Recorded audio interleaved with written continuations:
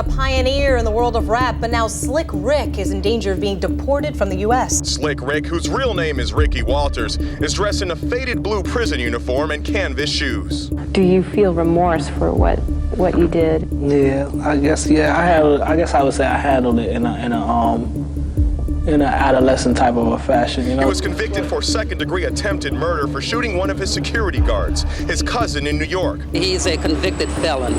That makes him deportable. I feel sad inside, you know what I mean? Because I feel like I'm fighting a losing case. Right now I'm suffering. My son is suffering, you know what I'm saying? I could be out there. I could have 5 years of my life went to waste, you know what I'm saying? So. And why won't the INS let you bond out of here? They say like I'm a flight risk. Richard Martin Lloyd Walters was born on January 14, 1965. Although he is widely recognized today as one of the greatest storytellers in hip-hop history and one of New York's most influential rappers, his story didn't begin in America. It began thousands of miles away in southwest London district of Mitcham. Rick's parents had emigrated from Jamaica to the United Kingdom in search for better work opportunities, and it was there that Richard spent the first decade of his life. Unfortunately, his childhood was marked by an incident that would change his appearance forever. When he was only 18 months old, Rick got into a fight with a young girl. During the altercation, a piece of broken glass became lodged in his right eye. Despite multiple surgeries, doctors were unable to save his vision, leaving him permanently blind in one eye. As a child, he tried hiding the injury behind a pair of Ray-Ban sunglasses. Eventually, however, he embraced it and replaced the glasses with an eye patch, a look that would later become one of the most recognizable trademarks in hip-hop. At school, Rick wasn't known for his athletic ability like many of the other kids. Instead, he stood out for his creativity. He loved to draw, but unlike most children his age, who filled notebooks with cartoons or graffiti, Rick preferred drawing realistic scenes from everyday life.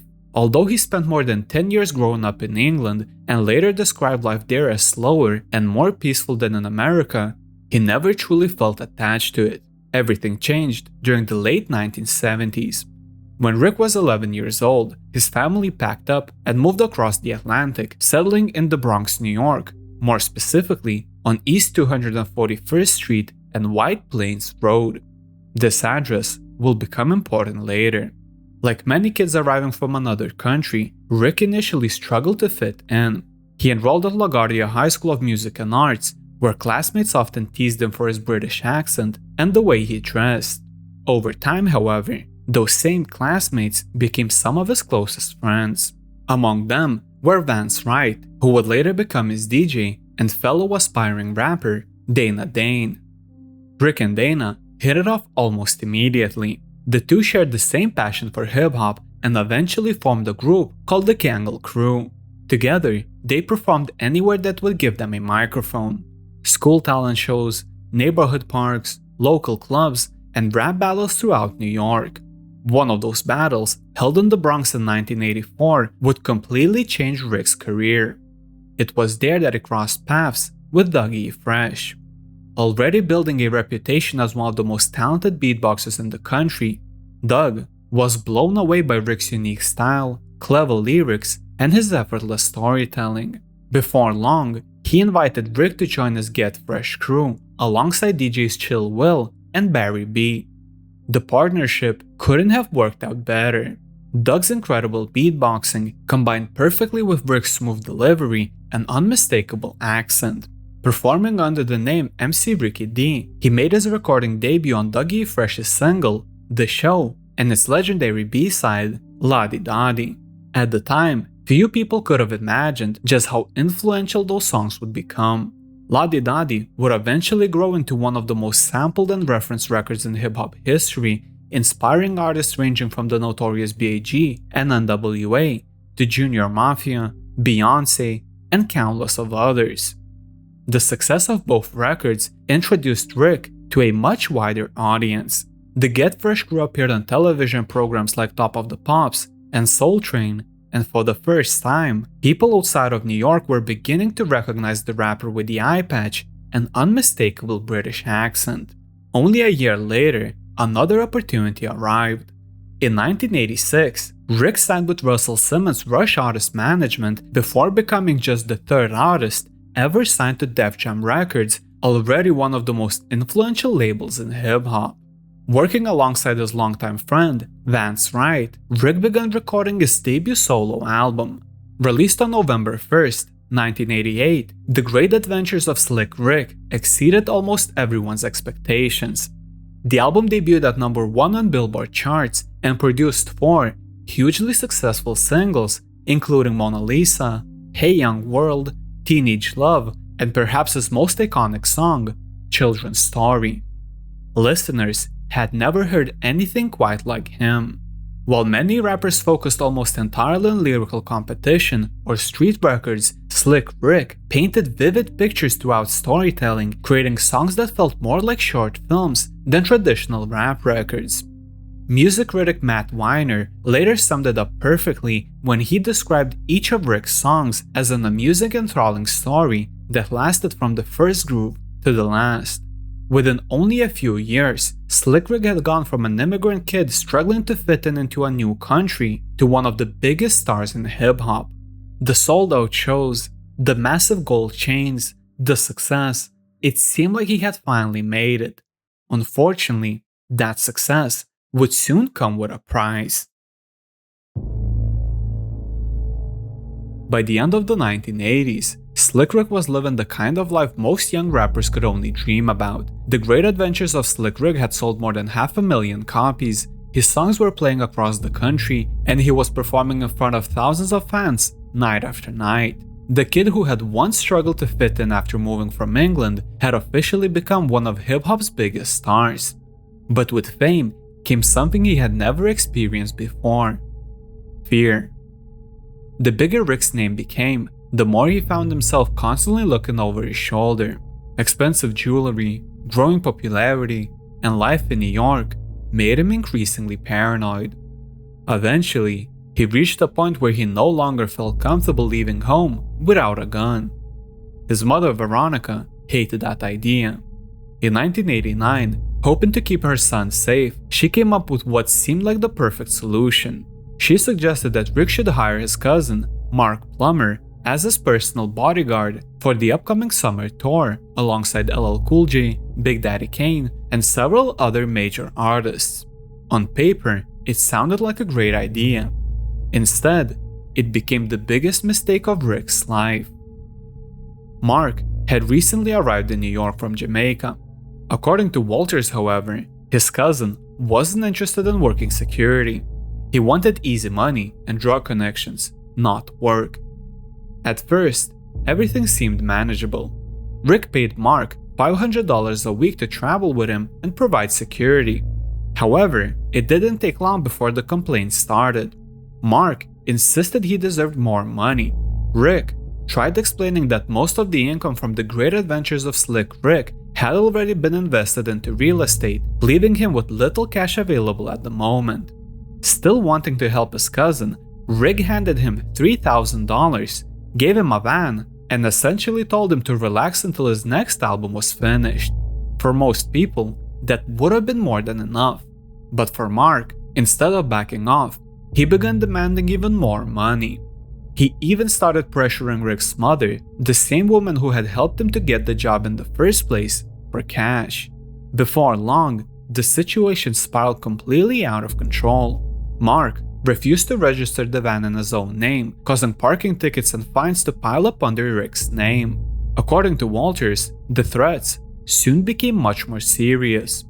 After eventually firing his cousin, Rick claimed that Mark began threatening not only him, but also his family. According to Rick, he even hired people to rob him. After I fired him, all types of strange things started happening. I was getting robbed, people ran into my house, tied me up, beat me, pistol whipped me. Whether every incident could be directly connected to Mark or not, one thing was certain. Rick genuinely believed that someone was trying to kill him. Then, on April 20th, 1990, his worst fears appeared to come true. At approximately 3 o'clock in the morning, Slick Rick was sitting inside his Nissan Pathfinder outside a club in the Bronx when several men suddenly approached the vehicle. One of them looked directly at him and said, "We want you." Seconds later, gunfire erupted. More than 20 shots were fired into the SUV. Rick was struck 3 times. His female passenger was also hit, along with another man standing nearby. Miraculously, all 3 survived. After being released from the hospital, Rick returned home, hoping the nightmare was finally over. Instead, he discovered fresh bullet holes in the front door of his house. At that point, paranoia turned into genuine terror. Convinced that another attempt on his life was only a matter of time, Rick began buying more guns.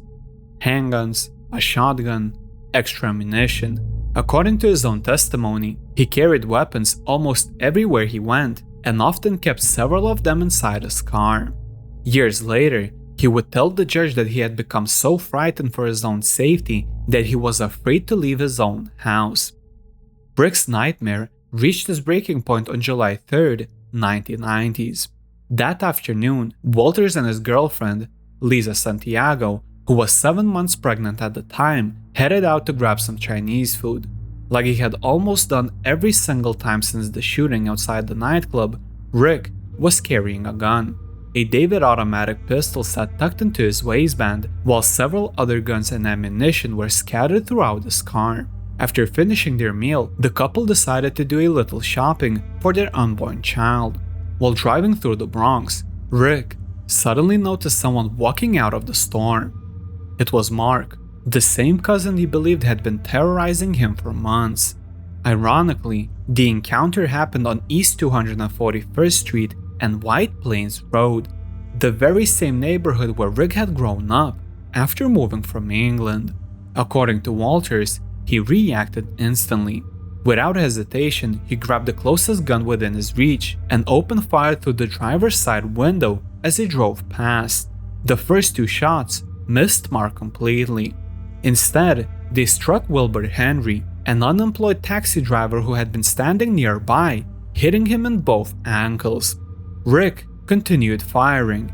This time, 3 bullets struck Mark, twice in the leg and once in the arm. Despite being wounded, Plummer managed to run inside a nearby store and escape by the gunfire. Rather than just stopping, Rick accelerated away from the scene. Unfortunately for him, several police officers happened to be patrolling around the area and witnessed the shooting unfold. Almost immediately, they began chasing his vehicle. A short pursuit followed down the Bronx River Parkway, with Rick weaving to traffic in an attempt to get away. As he tried to exit the highway from the left lane, he misjudged the turn. His vehicle slammed into a tree. Rick escaped the crash with only minor cuts and bruises. Lisa, on the other hand, wasn't nearly as fortunate. The impact shattered both of her legs. She was rushed to the hospital alongside Rick, where the couple was placed under arrest shortly thereafter. Walters was charged with 2 counts of attempted murder, assault, criminal possession of a weapon, and illegal use of a firearm. From the beginning, Rick maintained that he acted out of fear for his own life. He believed Mark had been behind the threats, the robberies, and even the earlier shooting outside the Bronx nightclub. Ultimately, however, he chose to plead guilty to the charges rather than take the case to trial.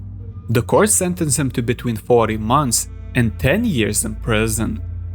Ironically, the man at the center of the entire conflict wouldn't live much longer himself. In 1992, roughly a year and a half after the shooting, Mark Plummer was killed while attempting to break into a home. According to reports, after sexually assaulting a young boy inside the house, the child's father confronted Mark and fatally shot him. Meanwhile, Rick began serving his sentence. Unlike many inmates, he tried to make the most of his time behind bars. He enrolled in music classes, commercial art courses, shop programs, and even anger management and aggression replacement treatment. The only program he reportedly refused to participate in was general business. Despite being incarcerated, his music career didn't completely stop. In 1991, he released his second album, The Ruler's Back.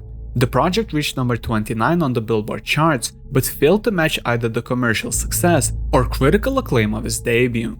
3 years later came Behind Bars. Although anticipation was high, the album peaked at number 51 on the Billboard 200 and once again received a fairly lukewarm response from both critics and fans. For one of hip-hop's biggest stars, life had changed completely overnight. Only a few years earlier, he had been selling out arenas. Now, he was recording albums from prison. After serving roughly 2 years for the shooting, Rick expected to finally put the incident behind him. Instead, a completely different battle was just beginning. Although Walters had lived in the United States since he was 11 years old, he had never become an American citizen. As a result, his felony conviction placed him directly in the sights of the Immigration and Naturalization Service. Rather than walking free after completing his sentence, Rick spent another 3 years fighting to remain in the country he called his home for most of his life. Finally, in 1997, he was released. Unfortunately, the legal problems still weren't over. For nearly a decade, Walters continued fighting the immigration authorities over his residency in the United States. In 2003, after returning from a Caribbean cruise, he attempted to re-enter the country through Florida. Instead of being welcomed home, he was arrested yet again. Rick ultimately spent another 17 months behind bars while his immigration case continued to work its way through the courts. The situation frustrated many people in the hip-hop community. After all, Rick had spent virtually his entire adult life in America. He had built his career here, raised his family, and become one of the genre's most influential artists. Yet, because he had never officially become a United States citizen before his conviction, deportation remained a very real possibility. The legal battle dragged on for years. Finally, on May 23, 2008, nearly 18 years after the shooting that changed his life forever, New York Governor David Paterson granted Slick Rick a full and unconditional pardon. The decision effectively removed one of the biggest obstacles standing between Rick and permanent legal status in the United States. Ironically, his case would later be referenced by supporters of another New York rapper. When Shine's family began seeking a pardon for his conviction, they pointed to Slick Rick's case as an example that rehabilitation and redemption could be recognized by the justice system. Rick himself didn't waste the opportunity.